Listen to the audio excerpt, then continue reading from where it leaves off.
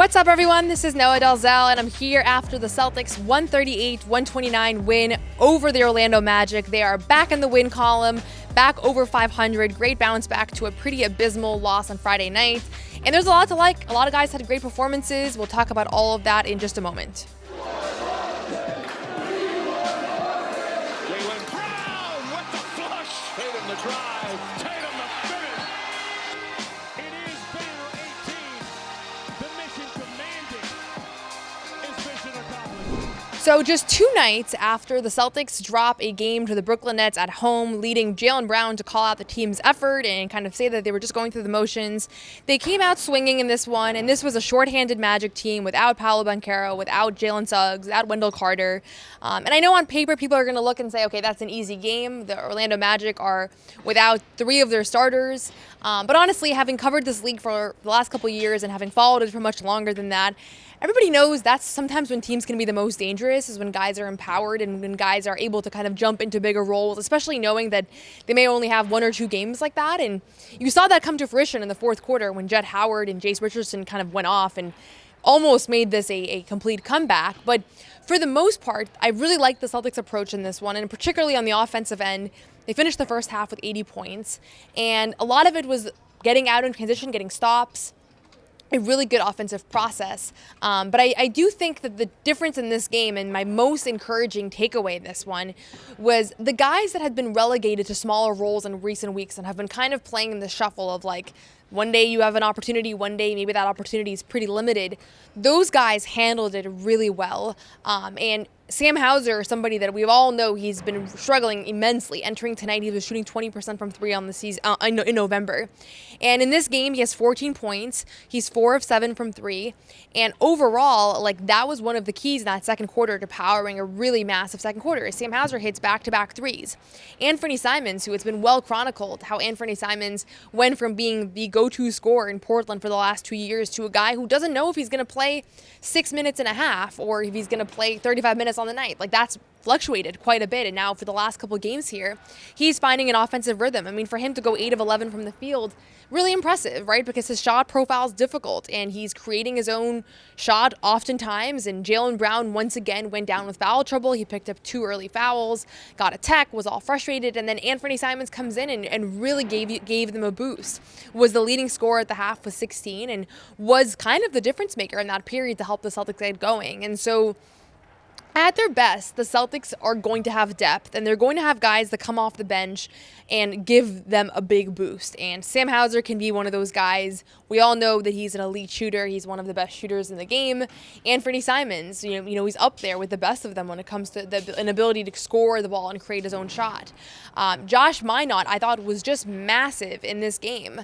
And so he is somebody that for 9 straight games he was a starter, and I think that he was a little bit on cloud 9, it appeared, and every time he came in, he gave them what they needed, and then he gets moved to the bench, and it's just not quite the same. And so in this game, for the first time really since he was relegated to the bench 5 games ago, I felt like he gave them exactly what he was giving them as a starter.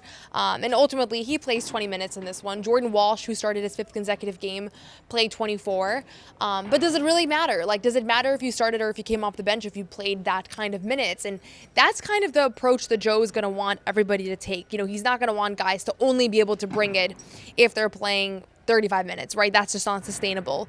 And I think somebody that's done well in that is Baylor Scheierman, who's come in and played like 8 or 9 minutes a game after starting the year with some DNPs. And despite that, like, when he has played, he's played well, and he's played with a lot of energy. And so the big takeaway for me tonight is like that trio of guys who maybe don't have as big a role as they did a couple weeks ago, or maybe as big a role as they would like, as in Sam Hauser, Anfernee Simons, and Josh Minott. Those 3 guys are really kind of put their best foot forward tonight, and they were really the difference in this game. And I asked Josh post-game, like, how has it been from an emotional standpoint? Because he made really clear to us that he was not taking for granted the starting spot. Like, he said that he doesn't feel like he has staying power. He knows in an instant it can just be taken away from him. And here's what he had to say about that. Is it hard at all to not be upset about it at the beginning, or to feel like I made a mistake or like I did something wrong to move to the bench? Or is it from the beginning you knew it was going to be like fluctuating? If you were poor and I gave you $20 and instantly took $20, you never really felt like you had it, right? So it's kind of like, I don't know. Like I said, it was just like, yeah, it was nice, but I don't know. I mean, I kind of am used to, this position, so it's not like anything insane. So he's honest, he never got complacent in the role. I think he's more used to coming off as a reserve, so it's not like this thing that he had his whole career got taken away from him. Sam Hauser, I asked him about it in New York, he said it's difficult, you're human, it's hard to play 7 minutes in a game and 30 minutes in another. Like, that's just the nature of it. But if this team is going to click the way that Joe Mazzulla hopes, the way that everybody hopes, those guys are going to have to get used to the fact that their minutes are not consistent and that their spot on the rotation is not consistent and that one night you might be a starter, the next night you might play 5 minutes. And if they can get a handle on that, and it's not easy, right? It's really hard for a professional athlete to come off the bench when they haven't played in 3 games, or like what Chris Boucher did in the first quarter here. Like, Neemias Queta goes down with an ankle injury, and Chris Boucher checks into the game, and like he has to be ready to go. And it's like he probably wasn't going to play tonight if Queta didn't go down. So it's hard, but it's a learned skill, and I do think that there is some progress and momentum in how that skill has been growing for these guys. And tonight was one of the best examples all season long of that. The second thing I wanted to mention, kind of in addition to those guys, is Jaylen Brown called out the team's effort last game, and he called out, I think it was his most fiery press conference of the season so far. And you never want effort to be a talking point. Anfernee Simons mentioned it as well last game, that he felt like the team was kind of losing 50-50 balls. And I thought this was a really good response from Jaylen, who put together another really strong performance, 35 points for him, 8 assists. Could have had more, but a lot of the last ones were a little bit fumbled.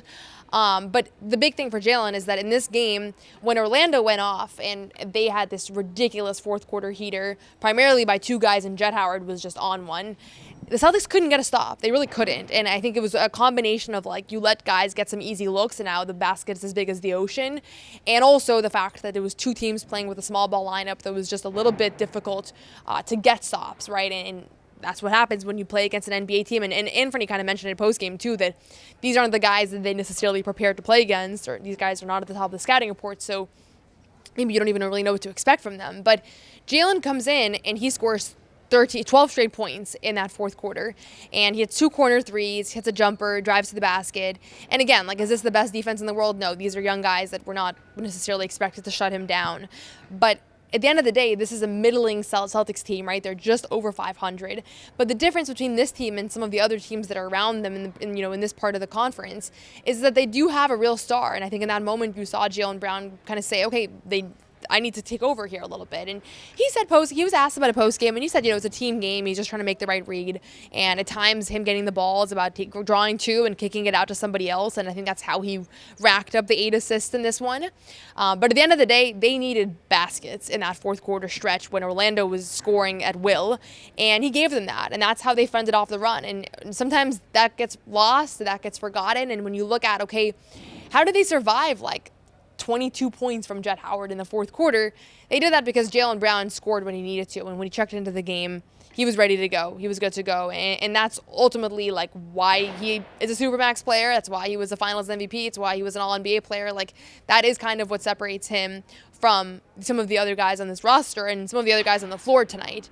And it was a critical stretch, and when they needed him most, he did deliver.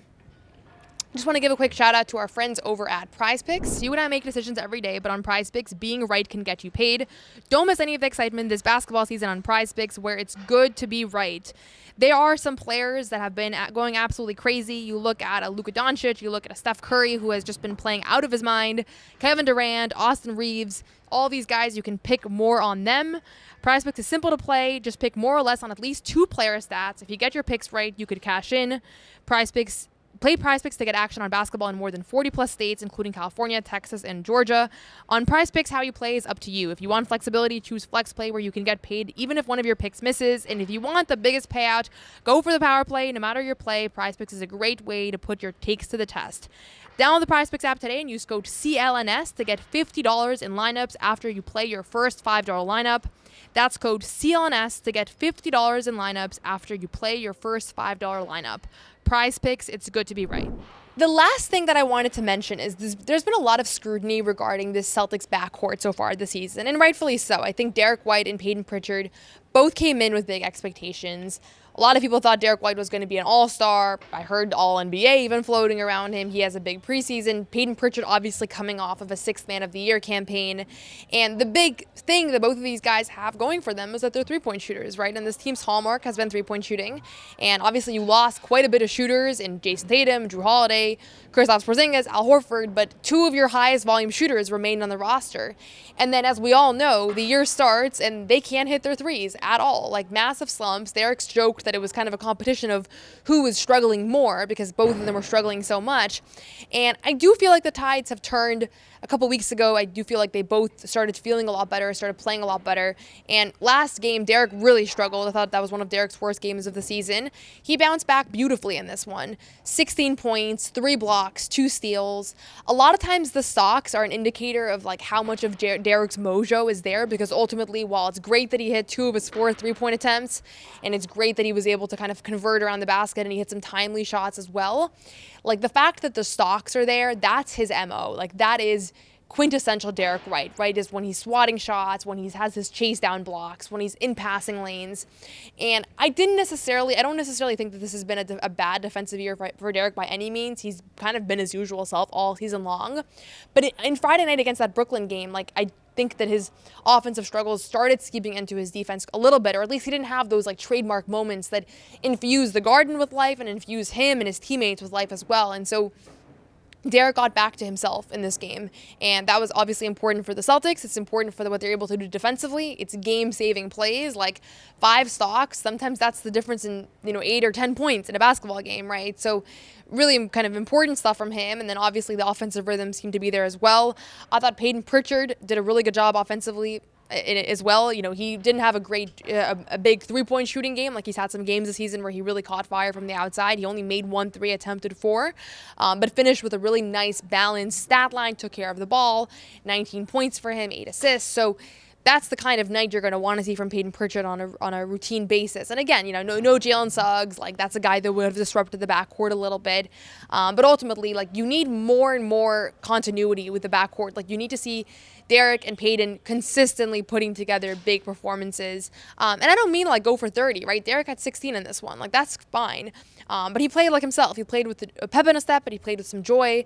And ultimately, Jaylen Brown's going to score his. Like he's shown pretty much all season long that he's as consistent a scorer as they come. But he's going to need his guys with him. And Anfernee's become more reliable on that front. But Derrick and Payton are going to continue to be the engine of this team. So the big looming thing from this one is that Keita does go down in the first quarter with an ankle injury. And I don't know what that's going to mean for him longer term. I don't know. Joe didn't have an update for him. The Celtics just released that he was questionable to return with a left ankle sprain. I didn't see him in the locker room, but he was pretty hobbled heading, going down the tunnel. So we'll see if he's out for a couple of games or if longer than that, or if by some miracle this was just one of those ankle sprains that just needs a couple of days and he'll be ready to go on Wednesday. But regardless of what happens here, he's probably going to miss some time, and therefore there's going to be some opportunities for other guys. Josh Minott certainly made a case for getting a more extended run here. He was awesome in this one, but there's going to be a challenge when they're facing bigger teams with real traditional centers, which there were none of those on the court tonight. So that's the one kind of damper on this game. Otherwise, a really good win for a Celtics team that I think desperately needed this one. They had won 3 in a row, and then they lose to Brooklyn. And so you could say, okay, it was just one loss. But that's the kind of loss that leaves a sour taste in your mouth. Whenever you have, like, the leader of your team coming out and calling the team's effort out, you need to respond to that. Regardless of whether everybody felt that way or if it was just Jaylen, you want to respond with a strong effort. And I asked him about it today. He said that he felt like last game was hopefully more of an anomaly than anything, and that overall this season that he's felt that they've been the harder playing team, or at least equally as hard playing as the opposing team. So that's a good thing. I don't think that it was really emblematic of like a larger trend where this team hasn't been playing hard. So that's it for now. Celtics will be back at the Garden on Wednesday against the Detroit Pistons, the Thanksgiving Eve game, 5 o'clock tip, and then they hit the road for 2 really challenging games back-to-back against the Timberwolves and the Cavs. We'll see if Keita's available. But a lot to like from tonight. I was especially pleased to see 3 guys that have kind of struggled with various opportunities fluctuating: Anfernee Simons, Sam Hauser, and Josh Minott. Those 3 guys really kind of stepped up tonight when their opportunities have really been inconsistent, and it's a challenging thing. They've all been candid about it, but tonight they were able to show that even if their minutes are not quite consistent, or sometimes they start, sometimes they come off the bench, they're able to kind of put together a strong performance.